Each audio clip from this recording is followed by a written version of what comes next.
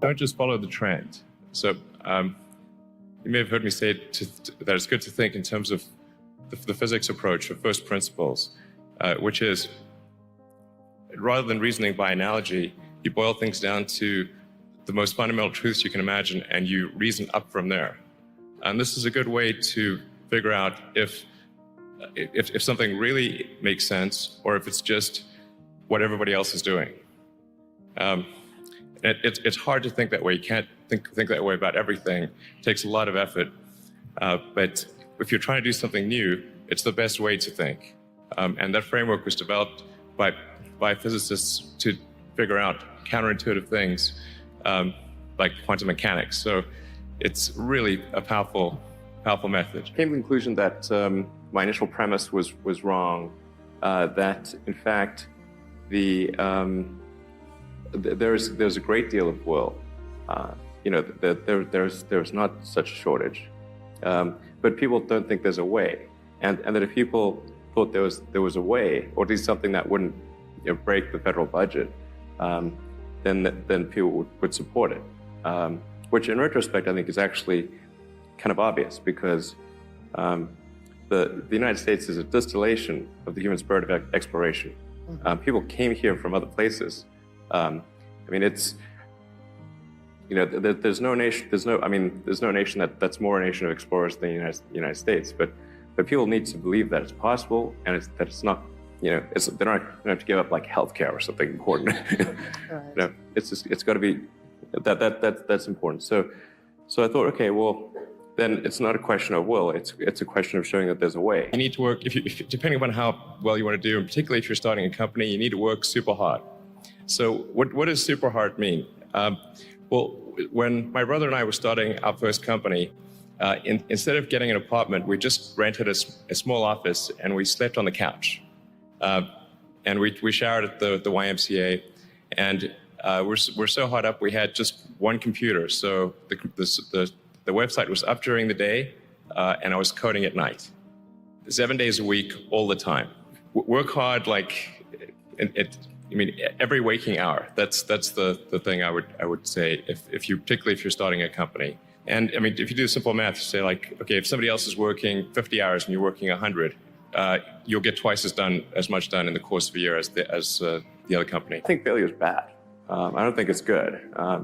But if something is important enough, then you do it even though the risk of failure is high.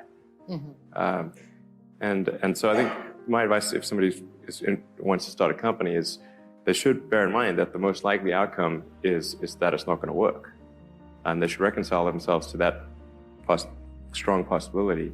And they should only do it if they feel that they are really compelled to do it, because it's going to, the way starting a company works is usually in the very beginning it's kind of fun, and then it's really hellish for a number of years. You talked about chewing glass.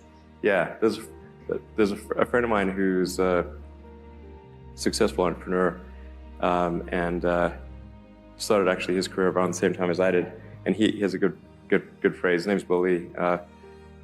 He said, starting a company is like eating glass and staring into the abyss. And if you don't eat the glass, you're not going to be successful. I think of these things as just, there's a certain amount of time, and within that time, you want the best net outcome. So for all the set of actions that you can do, there's going to be some of which will fail, some of which will succeed, and you want the net useful output of your set of actions to be the highest. So I'm going to use a baseball analogy. Baseball, they don't let you just sit there and wait for the perfect pitch until you get a real easy one. They're going to give you 3 shots, and the third one, they say, okay, you get off go back to put somebody else up there. So your 3 strikes on the baseball,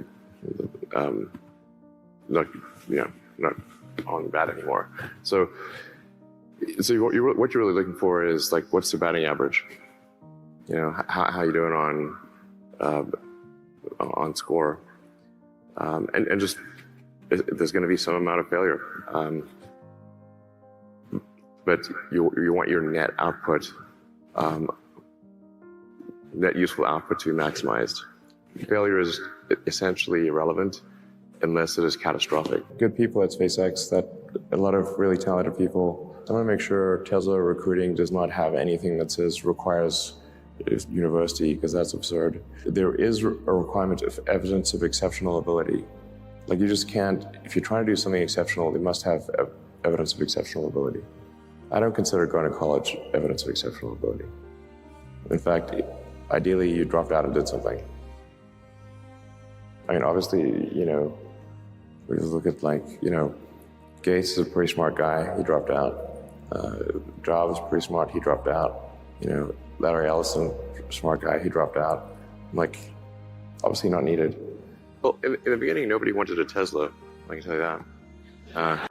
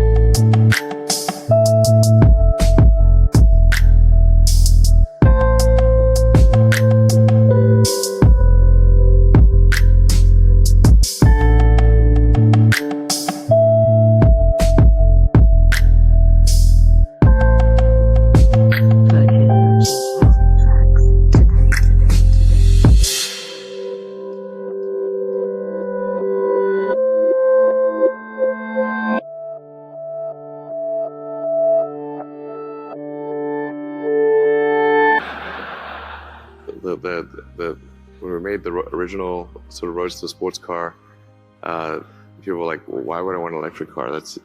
My gasoline car works fine. I'm like, no, electric car is better, I should try it. And it was hard to get people to do a test drive. First of all, nobody knew who we were, never heard of this company. I'm like, yeah, we're named after Nikola Tesla. You know that guy? Nope. So for sure we were doing push in the beginning because people said there was no one telling us that they wanted an electric car. So it was not out of it was like lots of people coming up to me saying, hey, I really want an electric car. I heard that 0 times. So we were like, it's like, man, we're going to make an electric car and show that these things can be good. And then people want them. it's like, I think it was like Henry Ford said that like if we're talking about the Model T, it's like if you ask the public what they wanted, they'd say a faster horse. Mm-hmm. So if you did like a big survey and said, well, hey, public, before automobiles, what would you like? It's like, well, I'd like my horse to go 3 miles an hour faster and eat less food and, be stronger and live longer and that kind of thing. There'll all be basically a bunch of incremental improvements on horse. Because people, when you say like, well, what about an automobile, like car that drives itself? Like, what are you talking about? That sounds crazy. But when you actually make an automobile and give it to people and say, okay, now this is a horse where you can keep it in the barn, and if you leave for a month, it's still alive.